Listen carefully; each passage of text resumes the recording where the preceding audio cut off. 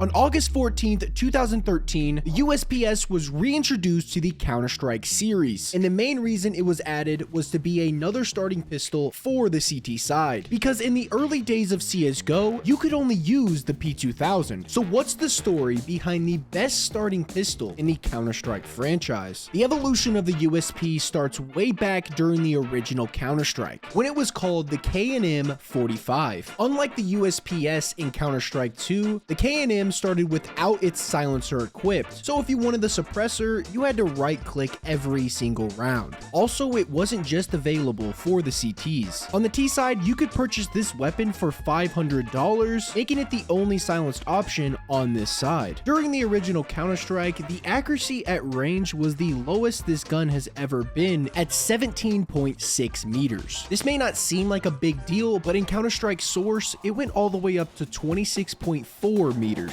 And for some reason, the unsilenced and silenced versions of the K&M had different damage values, with the unsilenced being 33 and the silenced being 29. This is much different in today's game because the USP has one damage value. Also in Counter-Strike Source, the K&M started to become a solid option, at least when you compare it to the older Counter-Strike games. This was due to the recoil being significantly decreased, making the rapid fire way more accurate. Another confusing thing about the K&M was the movement speed on the weapon. For some reason, it was the same as the knife at 250 hammer units per second. This is 10 more than the current USPS in Counter-Strike 2 at 240 hammer units per second. But that's not the only stats that were different. The rate of fire on the K&M was 400 rounds per minute versus the USP's 352. And when we look at the reload time, the K&M took half a second longer. Now, the biggest change the USP has gotten over the course of the franchise is the sound of the weapon. In the original Counter-Strike, the unsilenced K&M sounded like this.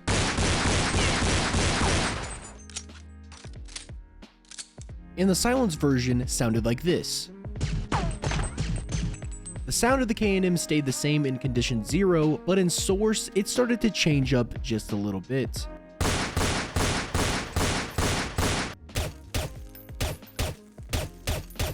Now, these are nothing compared to the CSGO version of the USP because it sounded a whole lot better. Finally, we have the sound of the USP in Counter-Strike 2. The USP has been everyone's go-to when it comes to the starting pistol on the CT side. There is an argument to be made that the P2000 is a lot better because you get an extra bullet, but the USP has been in the Counter-Strike franchise since 2000 and honestly has gone through so many changes since then. Now, there's one more thing I need to talk about before I go, and that is today's sponsor. Today's video is sponsored by Class.gg. Class.gg is a case opening website where you can battle against other players for their skins or even open popular cases created by the community. You have a chance of winning free money when it rains in the chat, and they have multiple ways to deposit. Don't forget to try out Bomb Rush for your chance to win some serious coin, and use my code PythonCS to receive a 5% deposit bonus, or click the link down below. And please gamble responsibly.